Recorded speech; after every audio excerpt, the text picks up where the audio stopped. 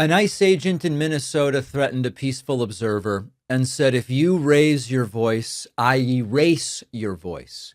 It is creepy and terrifying rhetoric, but maybe most importantly, this is a lawless threat against constitutionally protected speech, which has me once again asking, what laws are being enforced here? A legal observer documenting federal agents in public, completely legal, completely protected constitutionally. And this agent responds with language that sounds more like a dictatorship than a democracy. And you know that we have been talking about that for some time. Let's take a look at this very short video, then I want to talk about it. I will tell you this, brother. What? You know, I will tell you this. You raise your voice, I raise your voice. If I raise my voice, you'll erase my... Exactly, yeah. Yeah. Are you serious? You Yeah. said if I raise my voice, you'll erase my voice? Yes. Mm-hmm. This is quite literally a lawless threat. It is a threat of, now, we don't know whether the agent means he will erase this gentleman's voice by a beatdown or by an arrest. We don't know. But it is the definition of a lawless threat. Now, before I get into the broader analysis, I do want to just like on a personal note, it's not lost on me that this federal agent speaks English with the accent of someone whose first language is Spanish. I know that accent well. My first language is Spanish. And had I come to the US a little bit later, that would be my accent, in fact.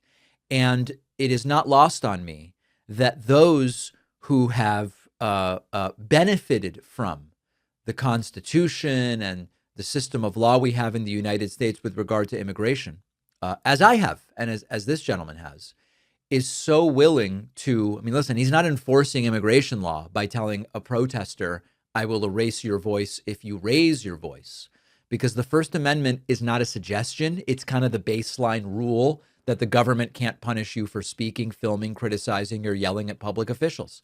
And so when a federal agent like this guy threatens someone for speaking, that is the state signaling dissent will be punished. It is authoritarian behavior. That's it. And it matters even more in the context where we observe it because it comes after multiple deaths, aggressive raids that have triggered protests in Minnesota and beyond, protests which in and of themselves are constitutionally protected and are expressions of the First Amendment. And so there's growing outrage even from Republicans, as we are going to see later in the show, over federal agents killing civilians, detaining people, escalating confrontations, suggesting that people's First or even Second Amendment rights are going to be taken away. And as the videos spread, the opposition and the disdain for this operation grows. So when an agent says, when one of Trump's goons says, I will erase your voice if you raise your voice, it is not a metaphor. It's not a theoretical thing. It is a broader pattern of intimidation that we are following every single day. Now, to go back to the agent himself having that very accent, which I would be likely to have if I'd come to the United States a little bit later than I did.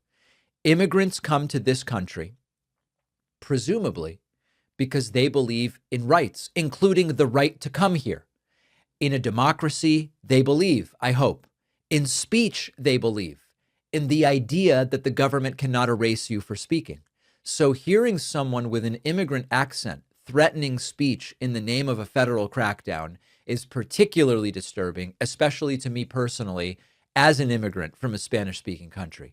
And it really shows how quickly people can get absorbed into a system that suppresses the very freedoms they once sought. The First Amendment exists precisely because governments have often tried to silence critics. Sometimes they just don't like critics, but it is still a democracy. Sometimes in authoritarian regimes, there is a crackdown on speech. The founders of this country knew that power naturally tries to shut people up. And that's why we have a First Amendment. You're allowed to yell at cops. You're allowed to film ICE. You're allowed to protest. You're allowed to call the president names. That is the point. And to a degree, this country was founded on that. And so when agents on the ground start threatening people for speaking, it is a sign, a big red alert sign, that the system is sliding from the rule of law to rule by intimidation. And so I would love it if this were not left versus right or immigration policy versus border security. That has nothing to do with this. This guy's not enforcing immigration law. This is about whether the government is allowed to threaten citizens for using their voices. If the answer becomes yes in the United States, democracy is over in practice, even if there are still elections on paper, and even if the First Amendment is still written down there in the Bill of Rights. So when you see a federal agent telling someone, if you raise your voice, I erase your voice, it is not just a viral clip, although it is. It really is a warning sign about how quickly civil liberties erode when fear and power combine. Once speech goes, everything follows. And that is why we are taking this so seriously. And on the other side of this, speech also comes with responsibility. Speech can have consequences. And one of the consequences of Donald Trump's speech that incites violence is that people are listening and people are doing things. And now they've done something to Congresswoman Ilhan Omar. Let's talk about that next. Thanks for watching. Check out this other video. And if you like our content, make sure to subscribe so YouTube puts our videos in your feed, and subscribe to the podcast on Spotify and Apple.